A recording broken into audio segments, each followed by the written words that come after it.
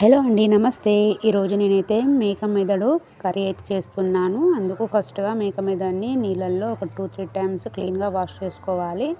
తర్వాత ఇంకొక బౌల్ తీసుకొని అందులో ఒక 2 గ్లాసెస్ ఆఫ్ వాటర్ అండ్ కొద్దిగా సాల్ట్ వేసి ఒక 2 నిమిషాల పాటు ఈ మేక మెదడుని ఉడికించుకోవాలి. ఒక 2 మినిట్స్ సరిపోతుందండి. ఒక 2 నిమిషాల తర్వాత దీన్ని పక్కన పెట్టేసుకోవాలి. తర్వాత ఒక బాండీ తీసుకొని అందులో ఒక 4 టేబుల్ స్పూన్ల వరకు ఆయిల్ వేయాలి.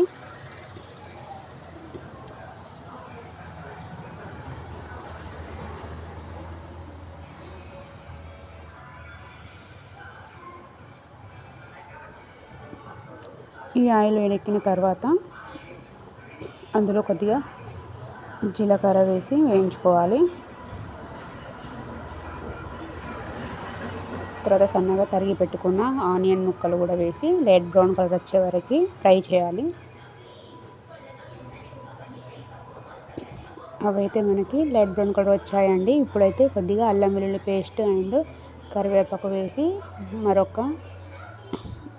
కాసేపు ఫ్రై చేసుకోవాలి. తర్వాత కొద్దిగా కొత్తిమీర కూడా వేసి ఫ్రై చేయాలి. కొద్దిగా పసుపు వేసి మనం ఉడికించి పెట్టుకున్న మేక మెదడుని అందులో వేసి రుచికి సరిపడా కారం అండ్ సాల్ట్ వేసి మరొక 2 నిమిషాల పాటు ఉడికించుకోవాలి.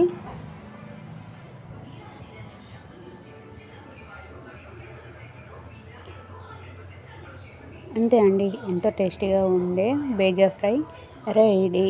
ఈ రైస్లోకి కానీ చపాతీలోకి కానీ చాలా బాగుంటుంది. సాఫ్ట్గా చాలా టేస్టీగా ఉంటుంది. మీరు కూడా ట్రై చేసి ఎలా ఉందో చెప్పండి.